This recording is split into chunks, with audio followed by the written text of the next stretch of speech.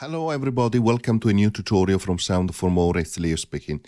Today I'm going to show you how to start using the third generator inside Drambo. Before I continue, I would like to remind my viewers to subscribe as it helps with growing the channel. Thank you very much. So for the purposes of this short tutorial, let's put the master dial here and volume down to 0 to start with. We don't really need the MIDI to CV either. So let's click on the plus sign and let's bring in an oscillator mini. And let's choose, for example, a sine waveform. Let's also reduce the frequency down to 0 so that we can see something also on the oscilloscope.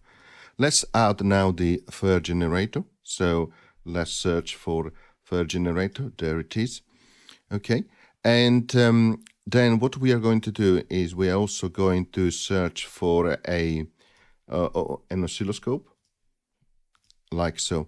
And we are going to ensure that the oscilloscope is connected to the third generator and the third generator is connected to the oscillator. Now let's change also the scale here. Okay, so that we can start to see a little bit better on the screen, on the oscilloscope, the output from the third generator.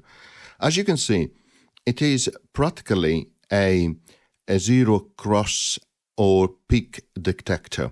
If you click here, you can change the ways of working. So you can go from zero cross and to peak, and in terms of detection. And for both of them, you have symmetry and asymmetry. So when you are in symmetry, it will detect zero crossing from negative value to positive value and vice versa, from positive value to negative values. When it is set on asymmetry, it will only detect from a negative value to positive values. So let me give you an example. And when, by the way, it will generate a pulse wave, which you can change the wave here, right? So pulse wave. That is what is going to generate. And indeed, if you change the scale, you're going to see that and you change the dry and wet dial as well, because you can go from dry, it will let through everything from the oscillator, to wet, only the pulse wave will be generated. So if you set these to maximum, you can see it's going to increase, and also you can see, it's a little bit difficult, but you can see also the wave that is changing as well.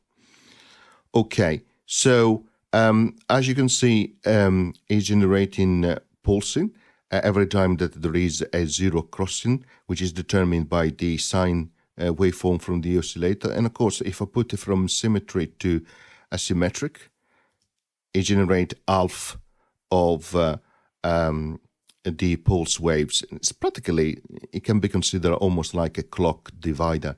So to make sense of this, so let's put transient detector there, and then let's put an kick sound like that. Let's leave it to symmetric, zero crossing. Let's increase the volume now.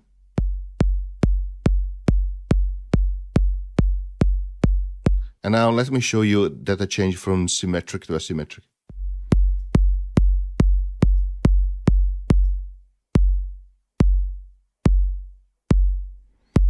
So as you can see, it's generating half the speed signals and gate signal which goes into the kick module.